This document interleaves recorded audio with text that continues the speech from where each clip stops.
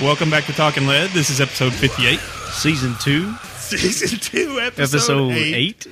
Ocho. Yeah, you are bound and determined to make that happen, aren't you? Episode Ocho. That works. Some people are following it. Some people hate it. Some people are following it. Who's hating it? I don't know. Don't be a hater. What'd you do gun-wise this week? Well, I didn't really do anything gun-wise, but wait a minute. It was my birthday. I just noticed something. What is that Jamaican... That's part of my story, what I did this week. Okay, all right, go ahead. Happy birthday, belated, by the way. Thank you. Appreciate it. Happy birthday to Left Hand. I got a trip from my sweetheart. We went to Gatlinburg. Nice. And there's not many Jamaicans up there. No, there's not a lot of Jamaicans up there. But, we did the mountain thing, went hiking, and saw the sights, and I did a lot of eating. I ate a lot. I went to one of my favorite restaurants up there. It's called Cherokee. Restaurants. I didn't say restaurants. You said restaurants. I said restaurants. One of my favorite restaurants is. Oh, my bad. It's not as funny now. That would fall into the show topic, wouldn't it? Yeah. All right, so let's just go with restaurants. Yeah, I like that better. One of my favorite restaurants is called Cherokee Steakhouse. Up there. That place is awesome. And they have the best, hands down, mushroom gravy. It is. I don't think I've had it. Unbelievable. They call it the mushroom and sun-dried tomato gravy. Mm-hmm. But it comes standard with like their 10-ounce sirloin. Right. But you can get it with anything. Uh-huh. And it comes out in a big old pouring dish. Mm-hmm. And you just dip anything in there. You dip your broccoli in there, your potatoes, your finger. If it's going to be that kind of party, I'm going to stick my d*** in the mashed potatoes. Oh, my God. You've heard that rap song, hadn't you? No. Stick your in the mashed potatoes. I think it's a Beastie Boys song where like some guy in the middle of the song goes, if it's going to be that kind of party, I'm going to stick my d*** in the mashed potatoes. Anyways, no. This has gone off the rail quickly. Yeah, thank God for editing. I think you should leave it. So, we were talking about being fit and, how I was on track, and I think I got an inch back of that waistline that I had lost. But that's all right. I'm back in the gym this week, working it off. But it was a great trip. That's what I did this week. Gun-wise, well, I took guns with me. Okay. Because we're going to be in the mountains, and there's wild animals up there. Carry some big calibers. And I was hoping the big bears were going to be hibernating. I wouldn't have to worry about it, which they were, thank God. Yeah. But no, I took the AR pistol. Okay. So it would be easily packed away in a backpack or car or whatever. You still hadn't told me about your Jamaican bracelet. Oh, so we stopped in at some of the shops. They got cool shops up there. Yeah. And this is kind of the seasonal turn, changing seasons, so they had a lot of stuff on sale. And Pepper got her some hiking boots, some Merrells. Is that how you say that? Merrells? M-E-R-R, whatever. Got a really good deal on those, so she picked up a pair of those. And while we were in there, they had these the tactical bracelets, the paracord bracelets. And this is a paracord bracelet. It's Jamaican. But it's the yellow, green, with the red down the middle. But I like those colors, so I got one. Oddity mine. Yeah, it's pretty cool. So I'd given my other two away. Whenever somebody says they like something of mine, I have a tendency of just giving it away. You're gonna be. I'm gonna start calling you the tactical pothead. But the other one I've got on is from our buddy. What's he? The unknown Sticks. Yeah, Sticks. Stick Survival. Yeah, Sticks had given us this at SHOT Show, so I've got that one on my other wrist. And it's kind of Were you about to call Sticks the unnamed trucker? Yeah, he's not some the guy. Oh. No, that's Chaz. Chaz? Oh, I'm sorry. He's the unnamed trucker. The unnamed. That everybody knows is Chaz. We love you, so Chaz. So Sticks gave me this, and that's what I did this week. And today, a long-awaited present or prize or whatever had arrived. A prize that we have to send back. Maybe. Unless we like it. Yeah, unless we really like it, then we can keep it for a nominal amount. But the Lionheart, the LH9 MK2 came in today. So we'll be doing a review on that. Probably shooting it this weekend with what we got going on. Speaking of which, that's what I've been doing with guns this week. I've been getting all my guns cleaned and ready because we've got a very big guest coming to spend the weekend with Talking Lead. Iraq veteran 8888 is coming up. Big in reputation. Big in reputation. Are you saying he's a tiny guy? No, I'm just saying he's not fat. He's going to come up. We're going to do some videos with him. He's going to go do some videos with 22 Flinksters. So there's going to be a lot of YouTube content coming out of this weekend. Probably a lot in of the next few hilarity weeks. and shenanigans going on. Yeah. So we got some pretty funny video ideas. If they come out edited funny, that's remains to be seen. But on paper, they look funny. So everybody's at laugh. They may end up on the cutting room floor. Cutting room floor, that old adage. And we've got a guest with us this week, very special guest that we met back at NRA. Yes. Met her at the top of the Lone Wolf booth. Well, I have to admit, I saw her at the top of the Lone Wolf booth, but I was so exhausted. Did you say foot-long booth? Foot-long booth? Did I say foot-long booth? I don't know. And she called out recently that I didn't introduce myself or say hello. Oh, you are so mean. I wasn't mean. Yes, you were. You were on air with who were you on air with, Julie? I was on air with Randy Rogers. With Randy. For like a hot second, but we were standing up there not on air for about 15 minutes. And I was like trying to get eye contact with you so I could say hello and like maybe, introduce myself like a normal person, but you wouldn't even look at me. So, well, what you got to do with him is you can't make eye contact with him because of the height difference. So you got to kick him in the shin. See, that's the biggest problem. So he'll look down. Well, maybe next time I'll stand on a chair. I don't know. We didn't have any problems at SHOT Show. So that's right. I made sure when I saw you at range day, I walked up and stood behind you until you turned around and I said, I'm going to say hi this time. Yes. Well, you are forgiven, I suppose. Well, this is Brittany Starr with SB Safaris and also writer, blogger. What else do? You do all kinds of stuff. Yeah, I'm actually the managing editor at Women's Outdoor News, and I have a column there, so I'm a columnist, and my column is called Shooting Star, and I'm a freelance writer as well. Well, how did you come up with the name Shooting Star? Well, you see, it's a very complicated story. So what'd you do this weekend again, Brittany? It has been an exciting week at my house, actually. I received a new rifle from Two Vets Arms. Ooh. Yeah. I've been wanting one of those. Those are nice. I know, right? I'm so excited. What'd you get? It's the LRRP, and it has some different 3-gun modifications on it. It's actually Two Vets is going to be one of my sponsors. I'm going to start shooting 3-gun, and there's a ladies only 3-gun match in October that I'm going to do. And Amber, who is one of the owners of Two Vets, is also going to be on my squad, and a whole bunch of other girls. So I'm really excited about that. But I am actually left-handed, and so Dean over at Two Vets made a bunch of different modifications to the rifle for me specifically so that I could have a little bit of an easier time shooting it. So I have side charging upper and a regular A4 upper on it. And so that was my big thing. And then I also, what else did I do? I got a new extended mag release for my Glock 19. And I'm kind of excited for that because it's an aluminum one, so it's not like a plasticky, junky one. I got it from jadeshooting.com. Is this for your 3-gun? I don't know if I'm going to use my Glock for the 3-gun yet. I might, but I just thought that was a cool little accessory because it comes in a bunch of different colors. And I got mine in OD green because I'm kind of a fan of OD. So kind of. What kind of shotty are you using for your 3-gun? Well, I am planning on using a Beretta 1301 competition, which I'm really excited about. And it's it's a newer shotgun. I'm excited to see what that can do. I'm kind of a shotgun snob, and I absolutely love Berettas over and under for, it's called a Perennia, over and under for upland hunting. I used it all season last year. So I'm a fan of the Berettas. Cool. How long have you been into 3-gun? I'm not. This is like you just now starting?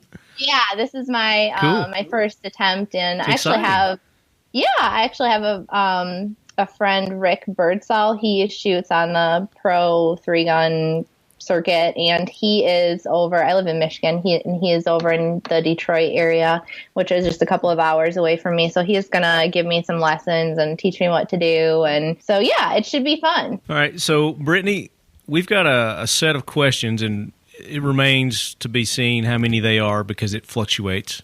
That we ask all of our guests that are on the show for the first time, and we'll start off with the first one: is how did you get involved with firearms? Oh, how did I get involved with firearms? I have pretty much been involved with firearms in one way or another for my entire life. My dad is actually a retired Michigan State Police officer, and so I grew up around firearms, and I started shooting as soon as I could really get a gun in my hands. First started out with a 410 single shot that my grandma bought me, and then just progressed. So the 410 was your first? Yeah, the 410 was my first. Cool. Do you still have that? I do. It's like my pride and joy.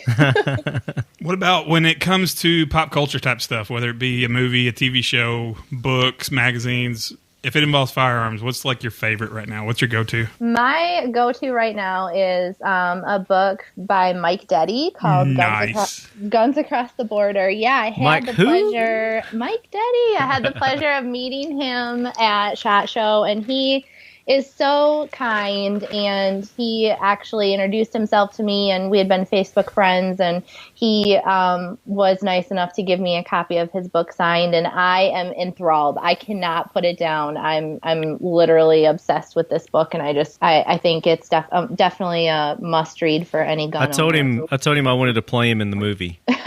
So when they go to cast for the movie, I want to audition because I'm gonna audition for your part. Now, if I'm not mistaken, I could be wrong, but I think I know who introduced you to Mike Deddy. Yeah. Okay. So you may have introduced. No, Mike is an awesome guy. He's a fan of the show. We're a fan of his. His book is amazing. If y'all want to find that, just like we said a million times, go to Amazon, look up Guns Across the Border. Very genuine guy too. Yeah. Yeah. Honestly, I cannot believe, he is just so kind. That's the best word to describe him. He is like the nicest man I've ever just randomly met. And so funny. Thank you for introducing us. He is hilarious. Yeah, he's funny too. You're making up for being mean to me. See, I did my best. I did my best. All we can do is try.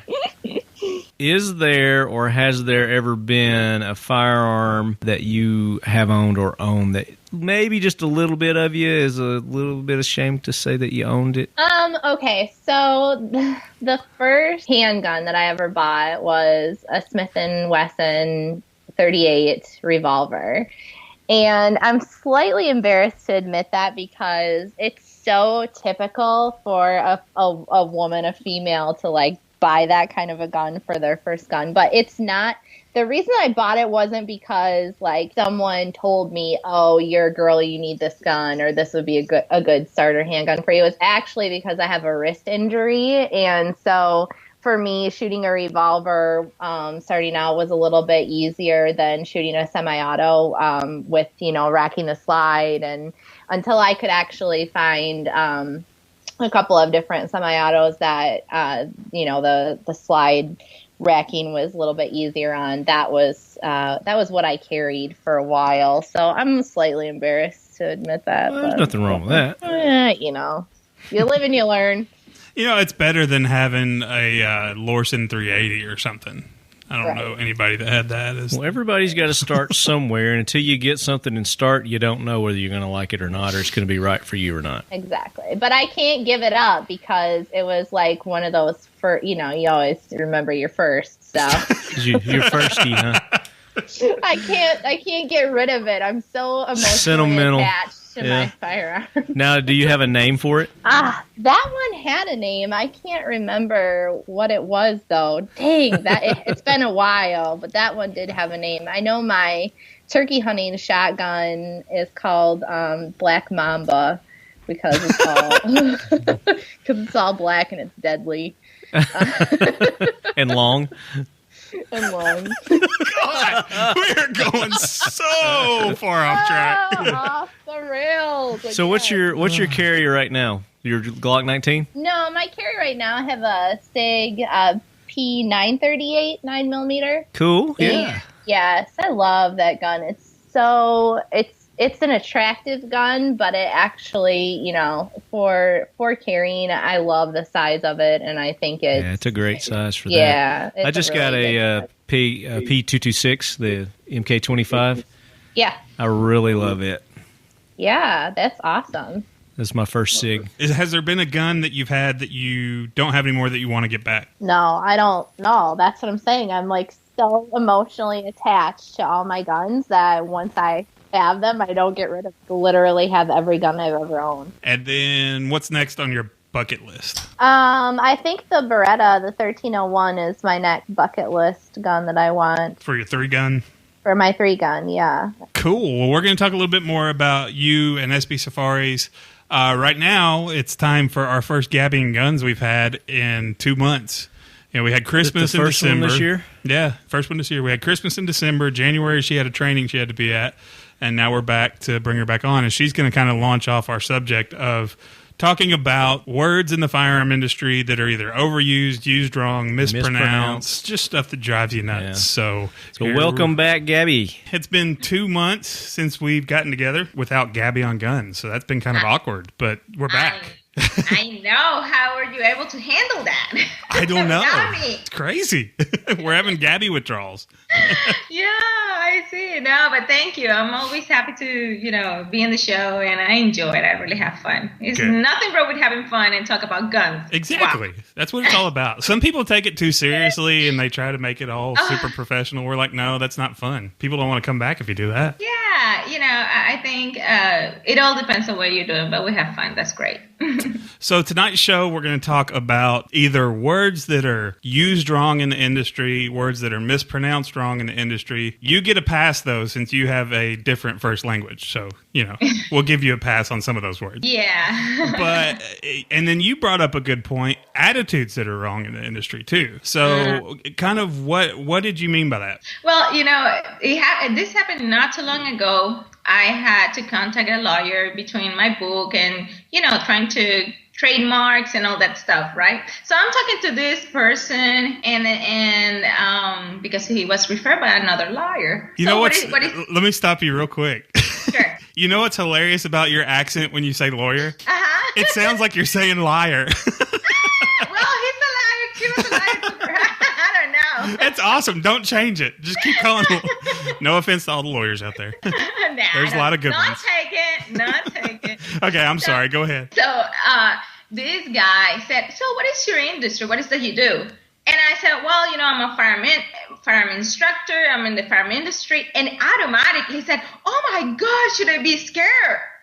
What? I was like, why should you be scared? I'm talking you over the phone. And I don't even know where this guy is. And just because I said I was a firearm instructor, he was already scared. I'm like, dude, I was just laughing, actually make him feel like he was just acting stupid, Silly, yeah. So I think that's one stereotype, that if you are in the firearm industry is because you are into bad stuff. So I think that's one of the things that I get always makes my eyes roll. Either that or you're like in a militia that's ready to take over the government tomorrow. Yeah. It's, right?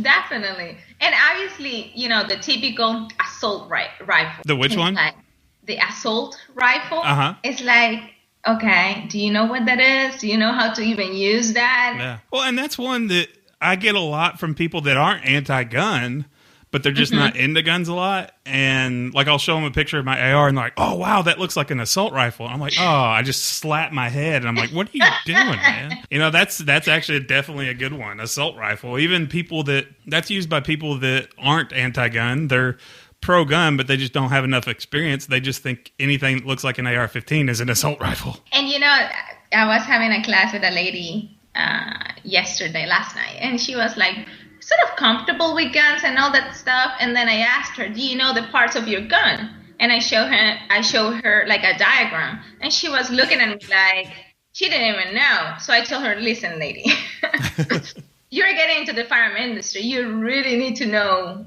what is it you have in your hands, and that's part of what you're saying. It doesn't necessarily mean that people are anti-guns, but sometimes people don't go beyond than just pulling the trigger at the range. Right. You need to know the proper terminology. One we're going to talk about in a little bit with our other guests is the one that drives me nuts the most is I always hear people say ambidextrous. There is no I. It's ambidextrous. That's it.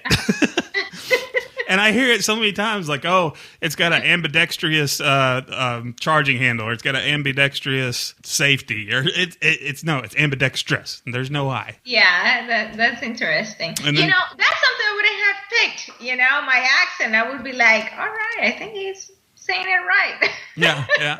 Well, and I've even slipped and said it because I hear it so many times, but as soon as it comes out of my mouth, I'm like, I'm sorry, ambidextrous. Well, but you know what? It's cool that you mentioned that, because a lot of people, I bet, they don't pay attention to those things, and now they're listening. Exactly. Now they're listening, they're learning. Exactly. And then you got the people that call any handgun that's black and polymer a Glock. Yeah. Which that one we'll talk about a little bit more too.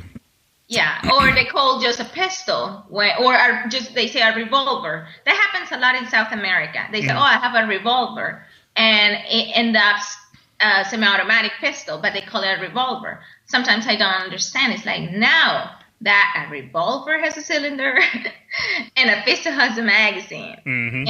And in South America, that's very common too. People sometimes they don't. It's like a not difference between one to the other. Sure. So what do you have going on? What's coming up for you? Well, I finished finally the translation of my book in Spanish.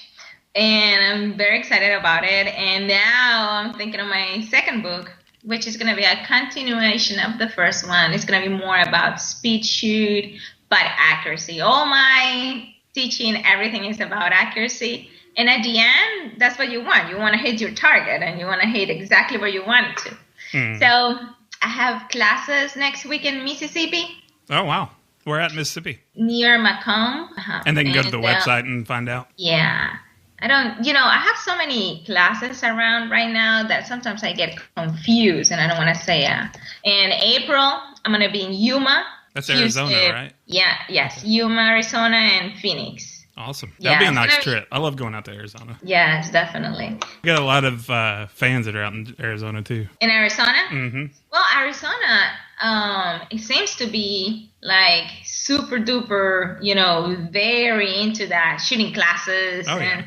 And I gave them the link to sign up to the ladies. Mm-hmm. I haven't made it public, and it's almost sold out. Oh, wow. So I'm like, my goodness, if I say, okay, I'm going to have classes in Arizona, but, it's not even more spots. I'm like, sure. Oh, well. But all good. And you know what? Each city is different. Yeah. Some cities are very aggressive like that, and some others are not. Mm-hmm. So, Big G, you know who you are, and Mr. Boyer, y'all are out in Arizona. Y'all need to go to, what's the website to sign up for it? The what? The website? It's going to be my website, GabyFranco.com. Awesome. Cool. Yes. But in Mississippi, I'm going to be in Magnolia. Magnolia, okay. Now, I'm a little bit concerned because I think next week is going to be cold. I'm like, oh, my God. Oh, come on. You can deal with it. Well, hello, in Miami. Okay, our weather just today. Bundle up. Well, you are kind of petite, so... Just get some, like, bearskin fur or something. It'll keep you warm. All right, Gaby. Well, we appreciate it. Thank you. Have a good one. So, Gaby got her book done. She got married now. She's been married for a little bit. Yeah. And married over, I think, December. Yeah. Maybe right after Christmas. She had some good input on the mispronunciation things. We gave her a pass because she's Venezuelan. A lot of words. She has an accent. Right. Come on. Yeah, so. That's even though happen. the lawyer part was awesome. Well, that reminded me of the movie Liar Liar with one of our jackwagons, Jim Carrey. Yeah. In the opening scene of that, where his little boy's in school, and the teacher is going around asking everybody what their parents do. She asked him, and he goes, "My dad's a liar." And the teacher's like, "Oh no, surely you don't mean that. What does he do? Tell me what he does." She goes, "Well, he stands in front of a judge all day."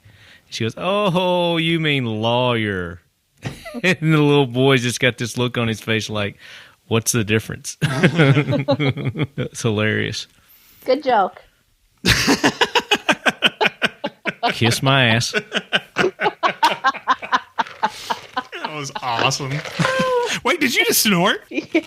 We're doing good when somebody snorts. Andre snorted last week. Yeah, he did. And he even called himself. He goes, "Oh, I snorted." When it comes to words, you recently wrote an article about the word tactical, and I had a little input on it. The overuse Yippee! of tactical. The overuse, the wrong Misuse. use, calling everything that has to do with firearms tactical. Tell us a little bit about that article, what you dove into, what you figured out. Yeah, basically, I posed the question, what is tactical? What the heck does tactical even mean nowadays? It's a word that I feel like is so overused, especially by, marketing companies. And, it's like, okay, well, here's something that's black, and we'll slap the word tactical on it and sell it, sell the crap out of it. So anyway, I posed the question on my Facebook page, and Zeke, you had some good input. But, I think tactical, the way that it used to be, or the word originated from meaning, war, politics in reference to a military application. But for current use, now it's really broad. The word is really broad. And I think everybody has a different definition of what the word means to them. For some people, it's a state of mind, a way of living. For some people, it has to do more with training and being calculated in your everyday movements. And for some people, obviously, there's the tactical application that just gets taken overboard and really kind of just blown out of proportion. So that's what my article was about. Sure. It was a good article, too. My input on it was people have forgotten the meaning of words in not just our country, in the world, period. Tactical, the root word is tactics, which is anything that you would use to get a task done in a successful way. Anything that you use within those tactics to get your task done becomes tactical. And like I said, in the Doesn't article, have to be military or right. And like I said, law enforcement. Like I said in the article, was if you have to go outside to do some work in the ice, if you wear flip-flops, that is not tactical. But if you throw a pair of non-slip snow boots on. Well, now wait a minute. Now, if they're combat flip-flops and you're wearing your socks with I don't know if those count. Combat flip-flops. Or do they have rails on the side? Does that make them tactical? If they help you accomplish your goal, then yes. Exactly. And if you are going to an interview somewhere wearing 5'11" pants and a tactical polo shirt is not tactical in that situation unless you're going to an interview at Maxpedition 511 or somewhere like that. Google. If you're going to a big Google, if you're going to a big corporate interview, wearing that stuff does not make it tactical, even though they have a tactical label on it. Same thing if you're going to a big board meeting, wearing that kind of stuff. If you got 511 pants on and a Molly backpack from Maxpedition, it's not tactical unless you're going to a board meeting at 511 or Maxpedition. And then what was the other thing I said? Zombie green is never, ever tactical. Sure it is. Unless you're trying to hide in a vat of radioactive waste or something. What if you star in the show Walking Dead? What about green zombie color makes it tactical? Because you're accomplishing something here, okay? Because it's a zombie show. Yes. And it's in the background. It's so tactical that you can't see it. It's hidden. Yeah, it's like if you look between some of the zombies' teeth. there's some zombie green. There's some zombie green in there. Maybe that's why they came up with it. Or if the name of your show is Talking Lead, then it becomes tactical. And then it becomes tactical as well. To have some zombie green in there. You got it on the side of your vehicles and T-shirts and hats. Then it becomes tactical. There you go. Brought up by go back. Start over. What? Start over. I had you turned down for a second there. I was trying to get the echo out of there. Start that over again. Thank you for turning me off. I really appreciate that. He's good at that. I have 37 years Welcome of turning to my women world, off Brittany. Experience. Oh, your poor wife. Okay. All right, his ready? Poor wife, his poor partner. That's TMI. I don't want to know what you guys do behind closed doors.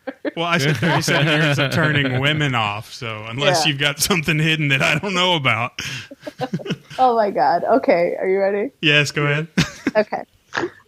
She snorted again. Yes, 2 snorts in one show. We get a double snort. My God. Okay.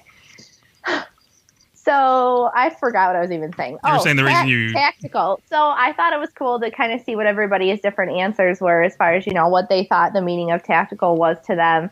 And actually it was brought up by a couple different people that tactical can be applied to hunting, which I've been hunting for my entire life, but I've never thought of myself as being tactical while hunting. But if you think about it, if you're out turkey hunting, you are going to be employing tactics as far as, where you're going to set up, how you're going to call, how you're going to get the bird to come to you. You might have plan A, plan B, plan C, and that's all, that can be considered tactical as well. So when you mention hunting, that can go tactics could go even into the foods that you eat so that your body doesn't project certain odors, like garlic or, something like that.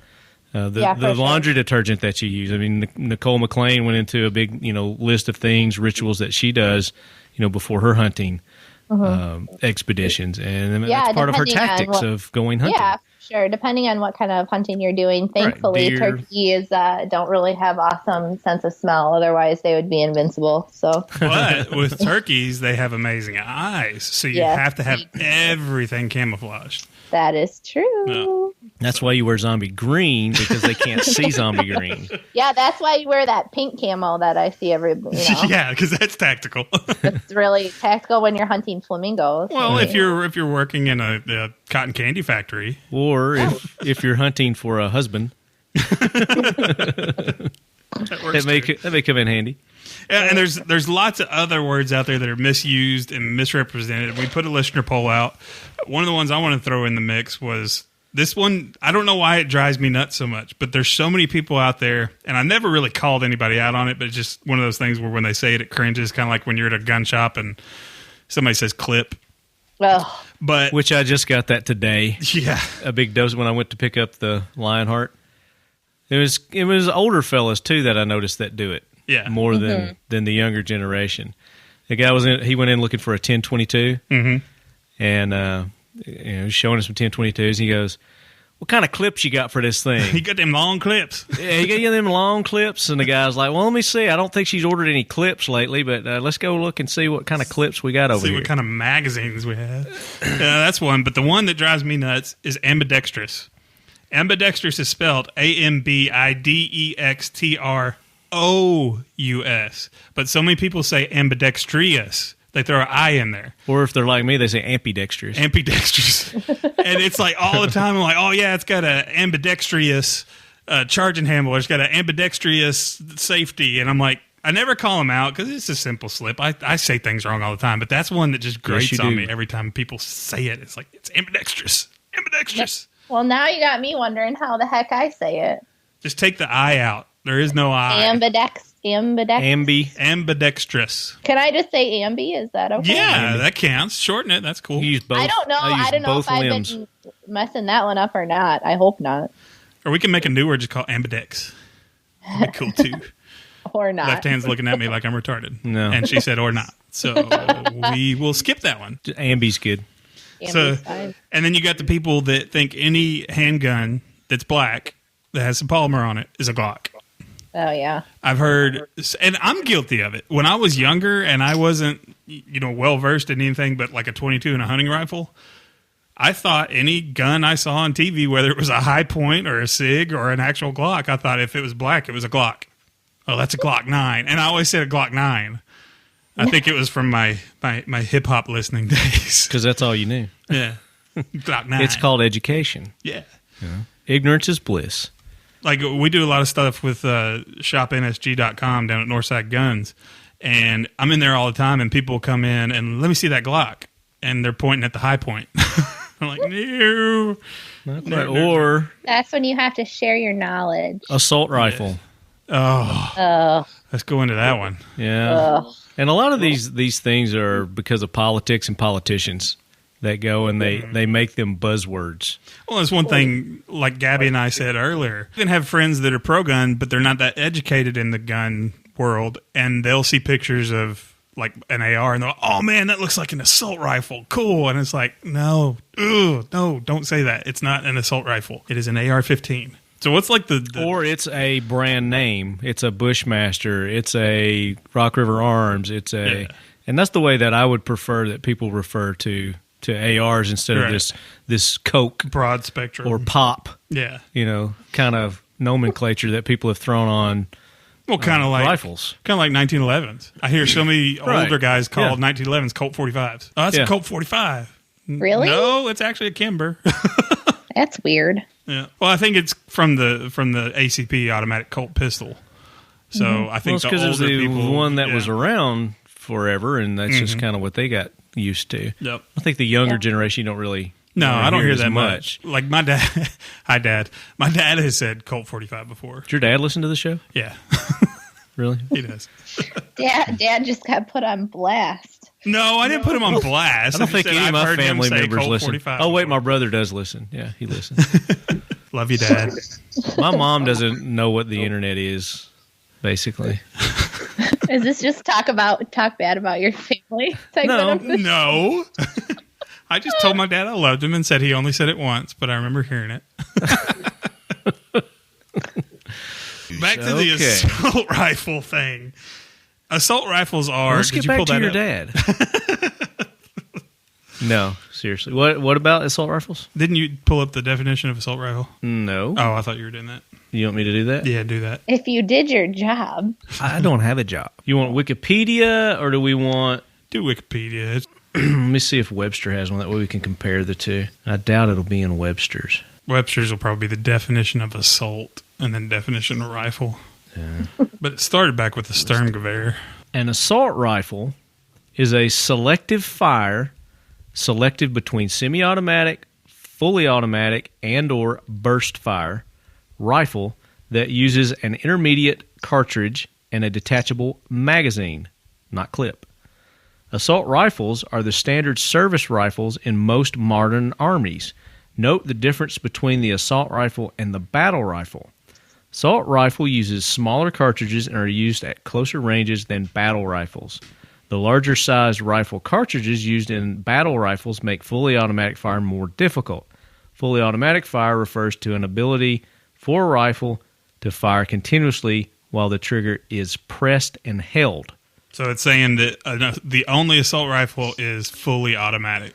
Select fire. Burst capable fire refers to an ability of a rifle to fire a small yet fixed multiple number of rounds with but one press of the trigger. So like the M16 3-round burst. Yeah, 3-round burst. In contrast, semi-automatic refers to an ability to fire one round per press of a trigger regardless of how long the trigger is held.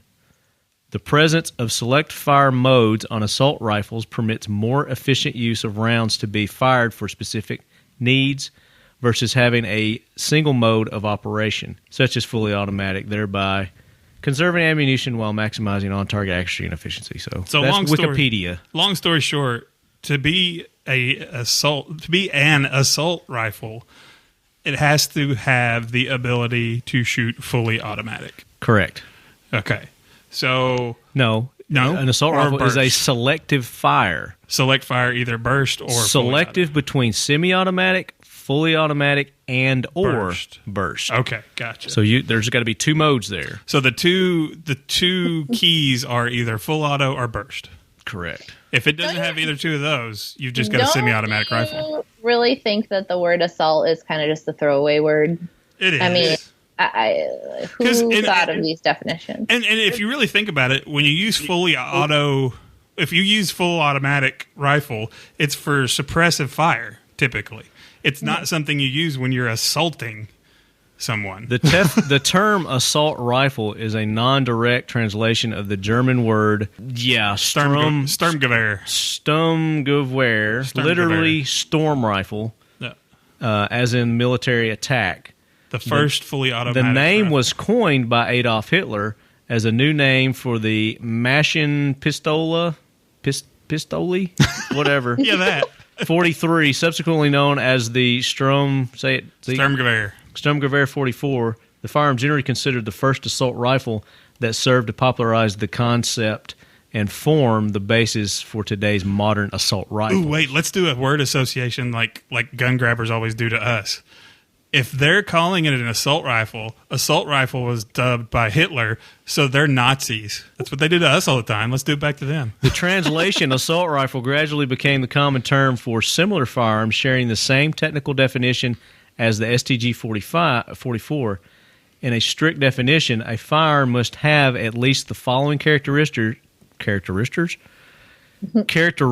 to be considered an assault rifle. It must be an individual weapon with provision to fire from the shoulder, i.e. a buttstock. It must be capable of select fire, which we just talked about. It must have an intermediate powder cartridge, more power than a pistol but less than a standard rifle or battle rifle. Its ammunition must be supplied from a detachable magazine rather than a belt-fed. And it should at least have a firing range of 300 meters. Now, should... that's kind of, maybe it doesn't, maybe it doesn't. So I don't know why they even threw that in there as a prerequisite. Well, it is Wikipedia. So that's their definition, and it goes on and talks about it a little bit more. And then it gives assault rifle versus assault weapons. So back again to the basics. You got to have select fire with either fully auto or burst round. Shoulder fired by a buttstock. Yep.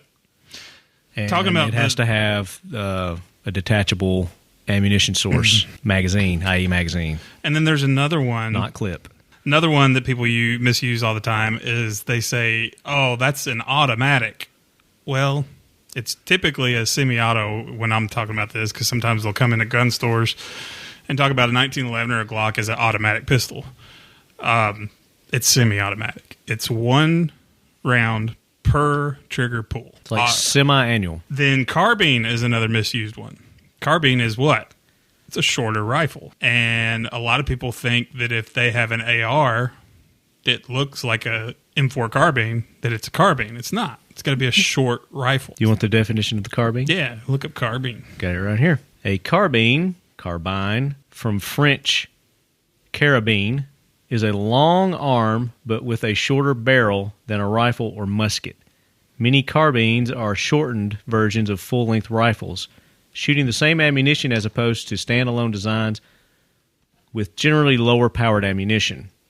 The smaller size and lighter weight of carbines make them easier to handle. They are typically issued to highly mobile troops such as special operation soldiers, paratroopers, as well as mounted supply or non-infantry personnel whose roles do not require full-size rifles. And then there's a history here. We're not going to go into the history. And to wrap this... It's typically shorter. To wrap this discussion up, we're going to go with some listener feedback from the polls. Wrap it up? Yeah, because then I want to talk about some safari stuff, man. Safari? Safaris. Another mispronounced safari. Sub-safaris. We have JD on Facebook. He says clips. We discussed it, but I like what he says. Every time I hear someone refer to a magazine as a clip, I want to choke a fluffy little bunny. It's like nails on a chalkboard to me when I hear that. Yeah. Here's another one I didn't think about. Peter W. on Facebook says accidental discharge. It's not an accident. Oh, there is no such thing. It's a negligent discharge. You were negligent to have that happen. He says you shouldn't have your booger hook near the bang switch if you're ready to destroy something. If you aren't ready to destroy something, I'm sorry. So James S. says safety. Oh my God, you don't have a safety. It's got that in quotes. Safety is not a thumb lever on a firearm. It's not a number you dial on your iPhone. Safety is not a group of delusional soccer moms, a politician, or a guy with a badge standing at the door. It's not a law, and it cannot be guaranteed ever, even with legislation. Safety is knowledge and personal responsibility. Safety is a way of being, a way of life. Rant, blah, blah. Very good, James. We also have, on Instagram, we had some responses. We, of course, had the carbine. That came up a couple of times. We've had people say they've heard people refer to a full mag as a round. That came from Jamal McCarter. And I still can't do freaking Instagram from my phone. Really? So, yeah. You've got to get rid of that window. So you guys just know that when you're on Instagram, it's usually Zeke that's doing most of that. No, we'll lose all our followers. No, we won't. Don't tell them that. I'm trying to do it, but I can't figure it out. I don't even know how to post anything on Instagram. So Facebook and email. Then we have Mitch Mustaine, who is actually also going to be a guest of ours the third Thursday, I think, in March. Former Arkansas, USC, and now Arena Football League quarterback. He said people using of in place of have. He said, you carry a gun, what are you scared of? That is kind of annoying. What are you afraid of? What are you afraid of? What are you scared of? Isn't that ending a sentence in a preposition? Yeah, I guess so. And that's one of the major English I went to NTSU. rules. So did I. I failed English. I did. Oh, okay. I can help you out if you need some help with that.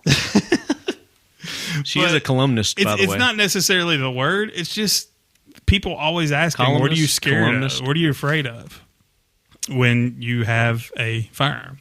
So that was another good one. Then we had a little word battle come up. Our buddy over at Savoy Leather, spelt Savoy. One of the guys, not actually him, it was actually Alex and Ryan Design. They said Savoy was their annoying mispronounced word. Everybody saying Savoy instead of Savoy. Instead of Savoy? Yeah, well, I'm glad I've never said that out loud because I had no idea. Hey, we did too. We called it Savoy until we met Jeremiah. He corrected us. Then we have GSant0S said, I actually had one guy tell me my ammo was too expensive and that the military Super Plus was just as good instead of surplus. The Super Plus? Super Plus. Military Super Plus. Had another one for Carbine. Is it like a plus P? Yeah. We had a guy say that 5.56 by 45 was a Russian cartridge. So now we're getting into just ignorant. Ridiculous. Oh, wait, no. Silencer. Silencer is a misused one when it's actually a suppressor. That's interchangeable. Well, it's not. You're not silencing the gun. It is silencing it. It's not making it completely silenced, but it is silencing it. Well, then how are you silencing it if you're not making it silent? Well, I'm talking You're a little more silent right now. You're talking more silent, but you haven't been silenced. But I have been silenced. Now we're back to the sweaty balls commercial. Let's see what the definition of silence is. Okay. But in the industry as a whole, a silencer and a suppressor are Silencer Co. Yeah. are interchangeable. Yeah. Yeah. If you want to get into the proper English, the exact English meaning definition of the words, then you could pick apart everything. True. The IG Militia said he's heard a lot of people pronounce Cerakote, Cherakote. Yeah. Cherakote. And then both Sage Dynamics and Brandon Bond on Instagram said the Heckler and Koch, where a lot of people say Heckler and Koch or Heckler and Koch or Heckler and Coach or any of those. And then Brandon also said how people use the term, instead of saying recoil, they'll say kick or kickback or stuff like that. So there's lots of different words out there that people use incorrectly, which leads into my favorite one. And Ebonics. Gabe, I hope you're listening because I found an interview where the guy says the name of his triggers. There is a trigger company out there that looks like it's spelled Geisel? Giselle, looks like it's spelled Geisel, looks like it's spelled a lot of things. It is a Geisley trigger. Even I knew that. Well, a lot of people call it Gizzle. But Giselle, seriously, how are you Geisel. supposed to know unless you see? Yeah, you have to. Or you hear somebody who Right. actually knows how do you know how to pronounce this? I always heard it Geisley, but I've heard it all different ways. So I looked up interview with Mr. Geisley, and he said it's pronounced Geisley, and he spelled it out Guislee. I was like, okay. He did the pronunciation thing like you do in dictionaries. Exactly. So Geisley. Exactly. Maybe Savoy needs to have a little pronunciation. He does. He has a new hashtag called is hashtag Savoy with a But that's the thing, as things become more and more pop culture, I guess it would be a good word for it, more and more known and recognized, then they get corrected. That's true. Just like a lot of the football players' names and basketball players' names, you hear them in the beginning getting pronounced butchered. Yeah. Until the actual player will get on there and say, "Look, here's how you say my name." I Say can't my give it a good. name, I can't say give it a my good name. example of it right now. We got her singing now too. So, Brittany, Yes. tell us about your company and safaris and all that jazz, because we both want to do for safaris, and we want to ask you a couple of questions about types of safaris, because there's one that I definitely don't want to do, and there's one that he definitely doesn't want to do. And do you have to go to Africa for it to be a safari? Is that a misused word? Could I go my backyard here and do a safari? Just kidding. I think it depends on what kind of safari you're talking about, but generally the terminology, the term safari is, associated with Africa as a whole. So yeah, our company is Star and Bodil African Safaris, and the company is run by myself and my dad. We are located in Michigan, and then we have a partner who is over in South Africa. So we basically book hunts for our clients over here in the States, and we take care of everything for them, preparations, paperwork, flights, all of that jazz, and get them over to Africa, and then they go on their hunt. And my dad and our partner are both licensed professional hunters in South Africa, so they guide our clients, and my dad usually ends up spending about 3 months of the year over there guiding. So that's pretty much the basics of what we do. We are located in the Eastern Cape of South Africa, and we have about 400,000 acres that we utilize of concession and conservancy property. We have more than 40 different animals to choose from for your hunt, so there's something for everybody there. Now, is the list on your website, is that the only animals y'all do? Yes. Okay. The list on our website is what we have. Because we've had this discussion before when we've talked about hunting and stuff, and I watch a lot of the hunting shows on TV. Avid hunter, Left Hand's a avid hunter. But when we've seen, like for me, the elephant hunts, I just can't stand watching that. I don't know. What's your take on it? And then Left Hand kind of, he has a thing with the lion hunts. And I noticed that neither one of those were on your list. So I was wondering if you had a certain take on those or what. I do absolutely have a certain take on that. They're not on our list because they're not in our area. So those animals are not, native to the Eastern Cape of South Africa where we're located. Elephant hunting and lion hunting and every other form of animal hunting in South Africa is absolutely necessary.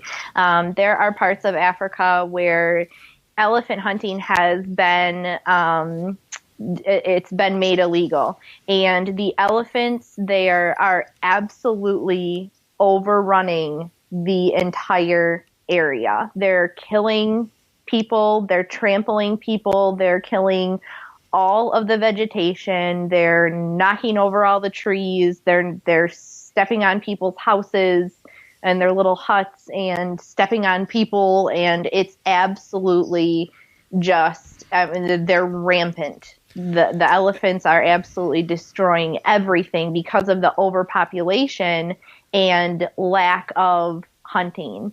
It's all a balancing act. So per, square mile or per acre of land, you can only have so many animals. And if you make something to where the animals cannot be harvested and that, cannot be kept in balance, they're going to overrun. And that's what's happening in certain parts of, I think it's Botswana, and not in South Africa. But there are places where it is illegal, whether it's poaching or something. Let me clarify my objection to the lion hunting. It was that video that you had showed. Yeah. And it's situations, and when you're talking about the situations like you're talking about now, where the animals are going and they're actually killing livestock or actual people, then that's a little different to me. And I see that as being necessary, but the senseless hunting, I don't agree with that. The video we watched, it wasn't part of culling the herd. It wasn't anything like that. The guys basically, they wanted to have this ultimate. They wanted a trophy to hang on their wall. Yeah, and they wanted to throw it to be in this front of their rocking dangerous chair thing. And just watching it there was something disturbing about it. And I think you're definitely entitled to your opinion, and I'm not trying to take anything away from that, but I don't really think that you're thinking about it in a way that you have to realize that the money that the people are spending to hunt these animals. First of all, there's only a certain number of animals that are allowed to be harvested, in the area. So, there's a quota. And the money that these people are paying to come and do this hunting, whether it's plains game, whether it's Big Five, whatever kind of hunting it is, that money is going right back into conservation, into giving people in the area jobs, into, preserving the land and we don't have an issue with that, and it's the area that you're talking about, like you said, when you've got the overpopulation and they are doing, mass destruction and but mayhem. That's only because it's gotten to that point.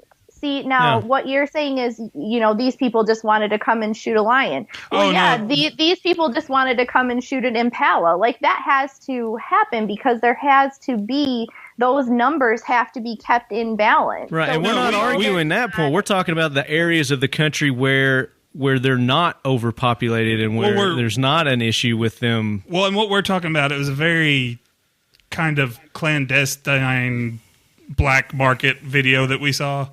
It was not an organized safari. It was... No, not at all. The guides were even saying, watch out for the game wardens. Watch out for the game wardens. They can't see us doing this. It was we're talking about that kind of stuff. We're not So that would be considered poaching. Then. Exactly. It was a poaching safari. Yeah. So, but you're taking that video and you're letting that skew your views on No, we're not. We're just talking about that video. Not at all. Okay. We agree with what you're saying. I'm trying to clarify that we don't have an issue. We're not Piers Morgan, dadgummit. Well, let me say this. I don't have an issue with, like you're saying, the legal, organized hunts, harvesting of whatever animal it may be, because of the overpopulation and if they're killing and whatever, causing mass destruction. I don't have a problem with that. Again, it's going back to this instance, and it's not just this one. Poaching is. It's the poaching, and you're talking about a certain area of the country to where this is a problem, where there are other areas of the country of that country that don't have the overpopulation. That continent, yes, the African continent, that don't have that issue, that don't have that problem, that they're still doing that. And that's where you get into the poaching, and that's what we're very much against, is the poaching. But there's definitely a difference between poaching and between, you're saying, okay, well, you don't, from what I'm getting from you, is it sounds like you're saying you don't support hunting like lions or elephants in an area of the country where they're not overpopulated. We don't support poaching them. Okay, because there's a difference. You can still do a safari in the area of the country where those animals are not overpopulated, because you need to harvest a certain amount of animals in a year in order to keep that from happening. Mm-hmm. There's a difference between that, and there's a difference. I completely understand poaching. That. Yeah, and it's just like you do here with the deer season, and you do with the other, hunting, harvesting seasons. It's the same concept, and I understand that, and I get that. No one supports poaching. No. My thing is, with the elephant part, I have no issue. If you need to cull the herd in the area, I get it. I'm a biologist. I'm a biology. Well, I'm a biologist. No, you're not. That's what my degree is. But you're not a biologist. I was. But you're not. But I was. No, but you understand. Once a biologist, always a biologist, damn it. Anyways, I understand culling the herds. I understand conversation. Dadgummit, now I can't even talk. Conservation. Me personally, I don't know that I could ever do an elephant hunt. But I have no problem with anybody that is going to go out there and do that. Do you get what I'm saying? Yeah, I think that there's, like I said, no ethical hunter is going to be in support of poaching. Right. But, there are certain animals, I think that, the media has really taken these certain animals and it's thrown things into a frenzy. And I always get it when there's a picture of a zebra. And what it's like people are just crazy about, like, the anti-hunters. They're crazy when they see pictures of people who have shot a zebra. Now, a zebra is a normal plains game animal. It's not even one of the big five. Mm-hmm. Zebra in Africa are absolutely, like in South Africa where we're at, they're everywhere. They're like rats. They have to be. They have to be controlled. The numbers have to be controlled. And like what I really hate the most is when someone says, "Well, that animal is so pretty. I can't believe you killed it."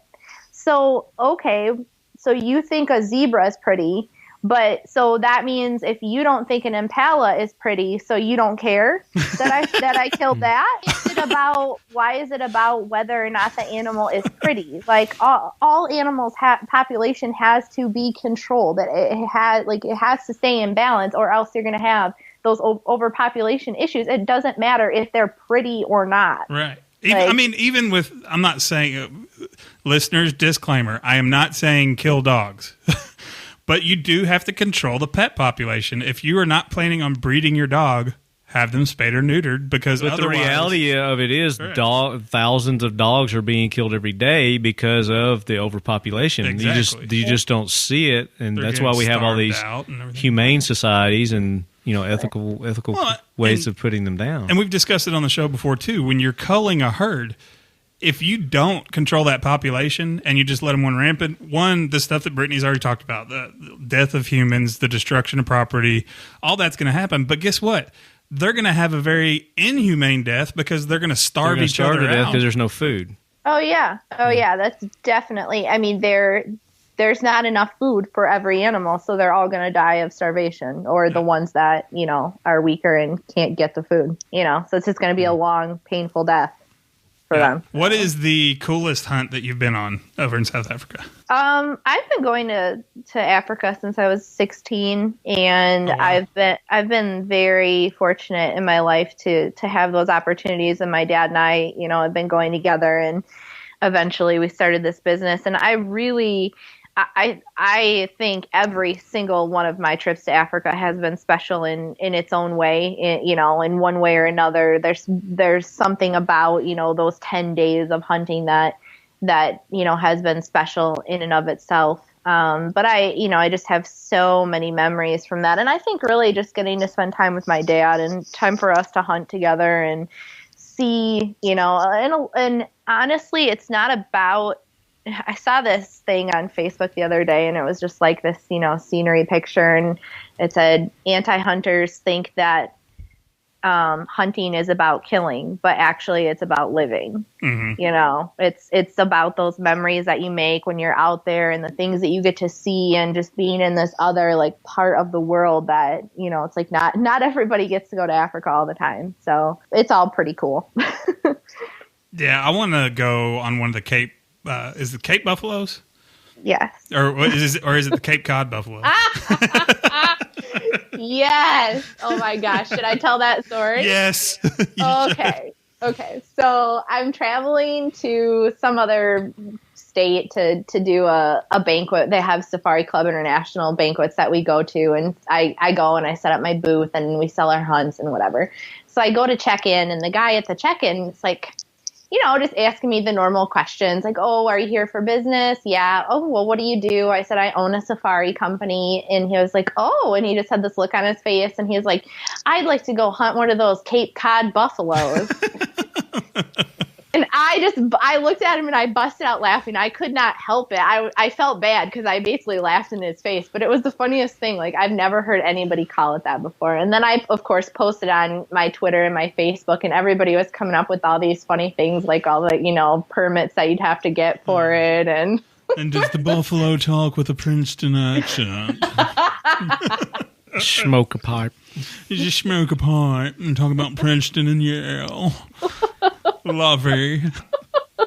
Yeah, but that's one of those hunts where it's like I'm watching it and you're like, "Oh gosh, this doesn't look hard." And then you see the guy with this huge caliber handgun next to the guy that's actually doing the hunt. You're kind of like, "Okay, what's going on there?" And then he's like, "Yeah, usually when you shoot them the first time, they're coming to kill you. And you've got to have like 2 or 3 other guys with high caliber handguns ready to get him." And I'm like, I want to do that. I want to do that one. Yeah, I would prefer actually like a rifle instead of a handgun, but they usually have 4 or 5 different other things in those videos. It's pretty cool. Yeah. We always have to have a backup for sure. Have you ever got a Cape Buffalo yourself? I have not. That is at like top of my bucket list. Nice. What's your favorite one that you've gotten so far? I think my favorite one is actually, it's called a bush pig, and they are actually nocturnal animals. And when I shot it, I was 16. It was the first safari that we went on. And we just so happened to come upon it during the day. And it was out like under the trees, like feeding in the little ruts and stuff. And the PH that we were with was like, you need to shoot this. I was like, what is it? He's like, it doesn't matter. Just shoot it. I'm like, I looked at my dad, and what's a my PH? dad was professional hunter, the guide. Gotcha. So I looked at my dad, and my dad was like, yeah, sure, go ahead and shoot it. So I shot it. And he, like the PH and the trackers and everybody, they were just freaking out. I had no idea. So they were telling me, this is a nocturnal animal. It's so rare to get one during the daytime, and it's actually very rare to get one even, in general. And so they were saying, there are hunters who come on safari 3 or 4 times before they ever even get one, and blah, blah. And it was just like the talk of the town. They told everybody that I had shot this bush pig, and people were coming to see it. And so that was like, I had no idea at the time, but it was a pretty big deal. So I think that's my favorite animal so far. What would you say would be the toughest animal to hunt? And why? Over there. Yeah, over in Africa. Everything is really tough over there, actually, because I don't think a lot of people realize just the sheer numbers of animals that there are. And, when there's a herd of 15 zebra or 15 blue wildebeest, you have 15 sets of eyes on you. And so everything over there is really challenging. And also in the area that we're at in the Eastern Cape of South Africa, it's very open. So you have to crawl. We tell all of our clients, you have to bring leather gloves. You need to bring knee pads and elbow pads if you want them. And, but for sure knee pads, because you're going to be crawling. A lot of the hunts that I've done have been challenging in that aspect where, you have to be tactical and employ your tactics. There you go. and crawl around. Speaking of tactics, let's say, and I guess whatever you're hunting, the type of animal you're hunting, you've got different equipment that you're probably going to be taking with you. Is that accurate or not? It depends. Like you mean different calibers of rifles, or just your equipment in general that you're going to need. Let's say you're going to hunt for a lion versus an elephant. So there's two different size, 2 different demeanor type animals. You don't want a 22. Right, and I'm not talking just firearms. I'm talking about equipment that you're going to take for the hunt. Yeah, I think, our hunting mostly consists of plains game. We do have some big 5 animals, a couple of the big 5 animals. But, for the plains game, you're generally going to take the same equipment that you would for And give us everything. an example of what that equipment would be. be. There's a couple key items that we have all of our clients bring, and that is, like I was saying before, the gloves, the knee pads and elbow pads, and we also recommend a soft gun case, because your gun being in the back of the truck, like in a soft gun case, it protects it more than just if it was bouncing around, like willy-nilly. And then also a set of shooting sticks. We do, the professional hunters do have shooting sticks, but I find that it's more beneficial to the client to be able to have their own set, practice on that set at home before they go to Africa, and then they're already used to the setup, the way that it feels shooting off of them, and they're familiarized with that.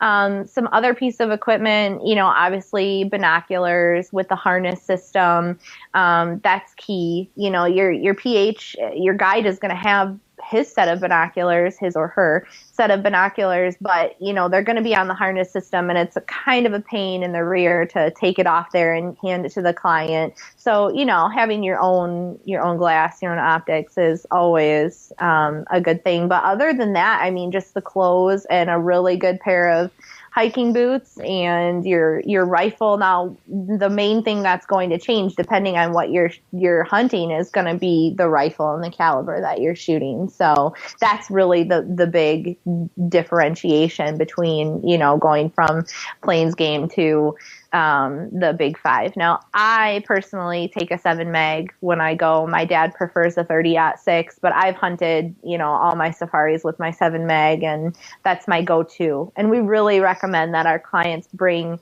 a rifle that they're comfortable shooting. You don't want to go out and buy a brand new rifle and new scope and everything, a month before your trip and then come and not know what the heck you're doing. So pretty much anything that you're comfortable with. And, like I said, for plains game, that's what we recommend. Now, you keep saying the big 5. What are the big 5? It is lion, leopard, elephant, hippo, and Cape buffalo. Hippo's another one I'd like to go on. I heard those are pretty dangerous. Yeah, hippo are nasty. Yeah. They're don't they really kill more people every year in Africa than any other animal? I do not know. I cannot accurately give you a yes or no on that. Or it may not be kill. It may be the most human attacks. And it's even worse than a crocodile. Could very well be. Hunger hippo. You know what they say. Yeah. They look cute, but they ain't. So I lied. So hippo is not on it. It's rhino. I'm rhino, sorry. okay. I lied. I thought you said rhino. No, she said. It's lion, leopard, Cape buffalo, elephant, and rhino, not hippo. Gotcha. Are the rhinos really mean and horny? Talking about his nose. Oh my goodness, you guys are they as fierce as they appear to be? Yes, everything is mean. Yes, everything's fighting for its life, basically. Yeah, at all times. Which of the deer type creatures, which one's the huge one? Is it the Jim's box or the kudu? You mean in the antelope family? Yeah. Oh, the deer-like creatures. The deer-like the things with horns and hooves. I'm going to use that for my website. These deer-like creatures. She's learned it again. Yes. I'm sorry. What was your ridiculous question? Which one's the big one? The kudu or the Jim's box? The kudu is the one that has the large spiral horns. But I mean, body-wise, they're just like elk. Okay, so kudu are large, and gemsbuck also. Gemsbuck is the one that has the 2 horns that go straight back, and they're really long. Yeah. Those both have similar body size. Kudu is body-wise a little bit bigger, but there's actually something called an eland, and that was one of my favorite hunts that I did over there. Eland is very difficult to hunt because they live in the mountainous areas, and they're usually in big herds. And this is a 2,000-pound animal. So when you go, that's the one I'm thinking of. That's the one that Ted Nugent has on his land, right? I don't know. I don't know what Ted Nugent does. I'm sorry. Gosh. Why asking me questions I don't know the answers to? We thought you were tight. It makes it more fun. I thought you were tight with Uncle Ted. Uncle Ted. I do not know him personally. The Nooge. So, all right, here's the most important question. Oh, okay, I can't wait. Which one tastes the best? Of all the game out there, what's the tastiest? Because meat is good. I really like to eat zebra. And I'm probably going to get some really bad hate mail from that. But zebra tastes delicious. It's tasty. That's our next T-shirt. Zebra tastes delicious. Especially with mushroom and sun-dried tomato gravy. We're going to quote Brittany Starr down the bottom, SB Safaris. Well, B-Star. Zebra tastes delicious. What, can you liken it to something that we might be able to relate to? No. It all tastes different over there, but it's not gamey tasting at all. Mm-hmm. It's just all really good. And I mean, everything that we hunt over there, we are eating. So, we're eating when we're in camp, like say you and I, or the 3 of us, we went on safari next week. Cool. We're going to be eating. Yeah. Thanks for the invite. We'll be there. We're going to be eating the animals from, maybe 2 safaris before us.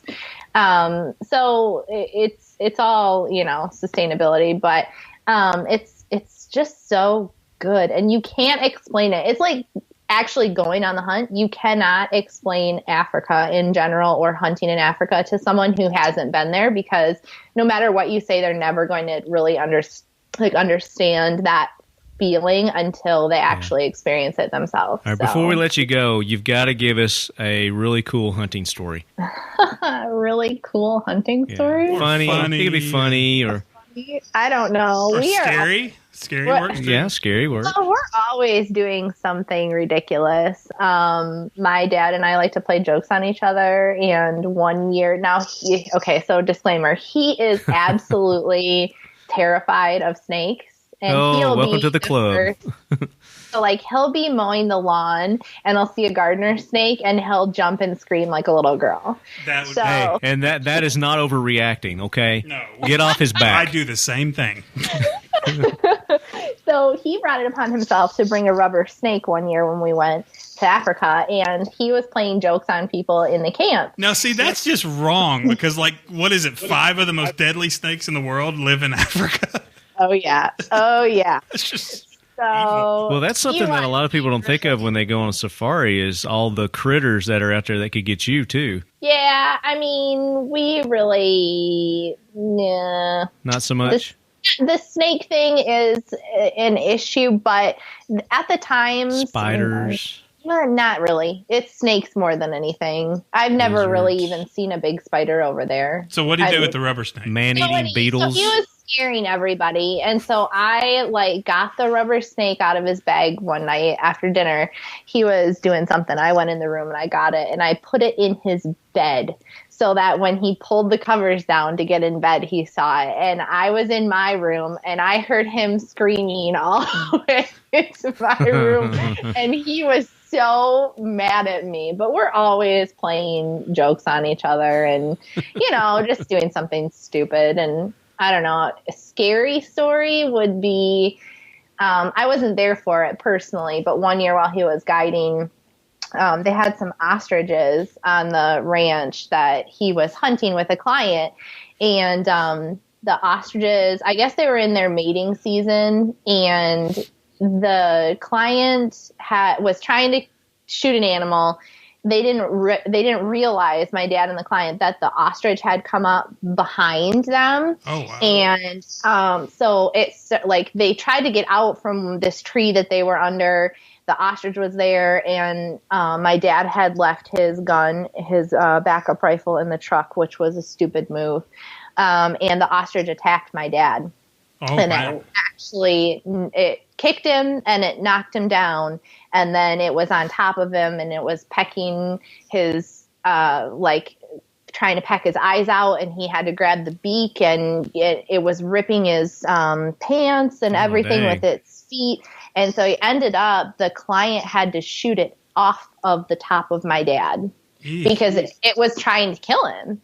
And he ended up with a whole bunch of broken ribs and torn up, his leg was all shredded, and it was just crazy. And it's like, you think about Africa, you're like, okay, don't want to get mauled by a lion or a leopard. Now, you never think like, an ostrich. Getting pecked to death by an ostrich. Yeah, it beat the crap out of him. So that was like the scariest thing. Luckily, I wasn't there for that. I've heard I'm they've glad got it wasn't an emu because they've got those, a bad reputation. Ostriches do. Yeah, those emus have like that big like raptor talon. They'll rip you right open. The same, it's the same thing as what an ostrich has. Same the family. big, like the claw, the big toes, and wow. Same family of birds. Gotcha. Yeah, I don't know. crazy. Oh, that was another thing I wanted to ask you as far as like bird hunting and out in Africa. Does that exist, and what kind of birds do you hunt? It does exist. I know that there are some ducks that you can hunt and some form of upland game birds. And the area that we're in, we don't do the bird hunting, so I don't really, I'm not well versed with that. But it does exist over there. It's just, just not in our not in your repertoire. I understand. Yeah. Gotcha. But I would like to do it. Well, if people want to book a hunt with you guys, how do they do it? They can contact me through our website, which is sbafricansafaris.com. There's a contact page on there. The website is really comprehensive. It has a lot of different information on it, but also, you can just email me through there, or you can like us on Facebook, Star Bodal African Safaris. And that's pretty much it. Just get in contact. Yeah, and we'll actually put the link to their website on our website too, and see how much traffic that gets them, and then demand a ransom for it if y'all get a bunch. I demand compensation in the form of a safari. Hey, or a dinner. We'll take that. We'll take a safari. What are you saying? Shut up. She said safari. Oh, I'll compensate you in an African safari. Well, you can just take us to dinner. No, I'm talking about a safari dinner. Oh, okay. Oh. Yes. Yeah. He said the safari and dinner. That's what he said. You were going to demand it. I never said I agreed to it. Oh, crap. I might buy you a drink at NRA. There we go. If you're lucky. We'll accept that, too. That would be okay. We're not greedy. No. We want to thank our paying sponsors. U.S. Elite Gear, us-elitegear.com. HG Press, Holder and Green Professional Real Estate Services. For all your Middle Tennessee real estate needs, give those guys a call. And they are safari friendly. And you can call them at 1-800-615-1840, extension pew, pew, pew, pew. 2222. Also, our next sponsor, ICEtraining.us.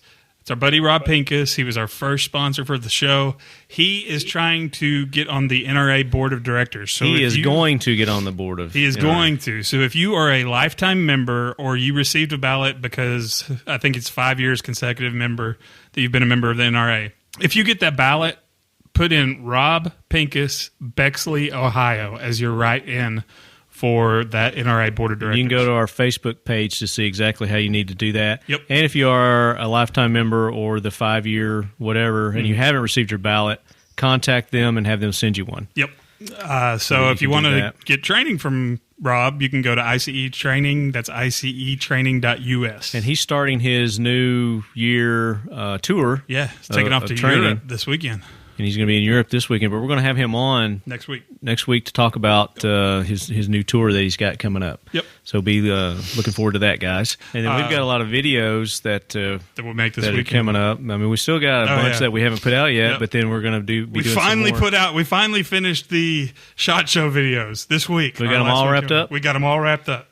Good So deal. now all we got to do, you'll start seeing the Rescue Ranch event stuff, and then this weekend we're going to be doing a bunch of videos, so you'll be able to see those. Yeah. Also, like to thank All or Nothing Tattoo Studios. That's allornothingtattoo.com, and their gun-friendly merchandise store, strangleholemerch.com. Like to thank Clay Greenfield and Clutch Defense. Unfortunately, he didn't qualify for his Daytona race, but he's got several more coming up. So keep an eye on Clay, and we'll keep you guys posted on his races that he's got coming up. And don't forget to check out shopnsg.com too. Shop NSG, and then go to our website, talkingled.com. Get on the forums. Jim Irwin's got a new forum. Order on your our forums. T-shirts. If you want to know anything about kit, any gear you need for any situation, go to our forum section. Ask Jim Irwin a question. He has his own little section on the forums now, so check it out. Oshie and Mosen for being good dogs while they're on the show. You're such a good boys. You're so good, sweet. And we need to thank Brittany for coming on. Brittany, thank you. Save the best for last. Yes. Is there anything else? Even though you thought we were trying to Piers Morgan you for a second. No, I did not. I did not think You were got trying to defensive there for a minute, girl. Y'all both did. I was sitting here going, hold up. Well, she was totally going the wrong direction. I'm like, no, that's not where we're headed. Don't But even go down that road. She probably gets blasted on a regular basis for that stuff. Yeah. I'm very, very passionate about what I do, if you couldn't tell. Yeah, and that's I great. just feel like it's so important to educate people because I think there are a lot of misconceptions, especially about safari hunting, that people really don't. They just have these misconceptions, and they don't really know exactly what everything entails. So I feel like it's just so important for me to be able to explain those things, and I was not being defensive. I was just being passionate. Well, we since the theme was mispronounced words, it's not educate, it's edumacate. Edumacate. You gotta learn If you edumacate, y'all. If you's coming to Nashville next year for NRA, you better learn that word. Better educate yourself. We'll learn you when you get here, girl. Okay. And as always, left hand, keep your loved ones close. And keep your firearms closer.